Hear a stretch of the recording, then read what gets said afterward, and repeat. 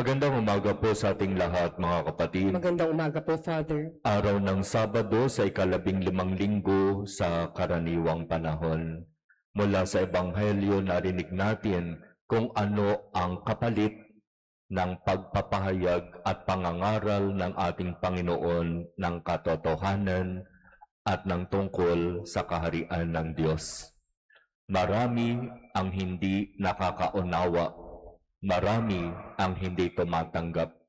Katunayan sa Ebanghelyo sinasabi, maging ang mga Pariseo na umaasa sanang kasama sa pagpapangaral ng mabuting balita ay hindi rin tinatanggap ang pangangaral ni Jesus.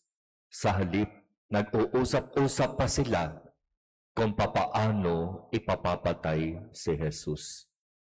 Buhay ng isang alagad, buhay ng isang lingkod, na kapag ika'y magpapahayag sa katotohanan mula sa mabuting balita, marami ang magagalit sa iyo, marami ang mag-iisip ng hindi maganda sa iyo, iiwanan kang nag-iisa at halos walang gustong sumama sa iyo.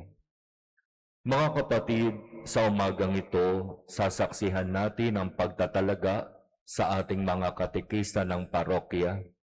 Sila ay isusugo para sa mahalagang misyon, ipahayag ang mabuting balita, ituro ang katesismo sa mga bata na nangangailangan ng karunungan at kaalaman sa ating pananampalataya.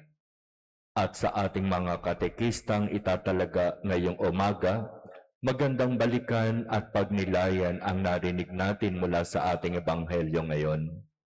Hindi madali ang inyong misyon. Kung ang ating Panginoon ay dumanas ng matinding hirap, sakit at maging kamatayan, yan din ang nag-aantay sa inyo.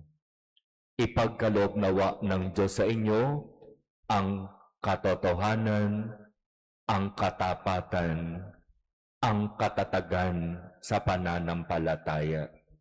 Nakapaghaharap na kayo sa iba't ibang uri ng pagsubok, manatili kayo sa pananampalataya at huwag panghinaan ng loob sapagkat ang Diyos ay nasa sa inyo, ang Diyos ang siyang tumawag at pumili sa inyo, at ang Diyos ang siyang magtatanggol sa inyo. Kaya ipagkaloob nawa ng Diyos sa inyo ang lahat ng biyayang kinakailangan upang maging mga tapat na lingkod ng Diyos.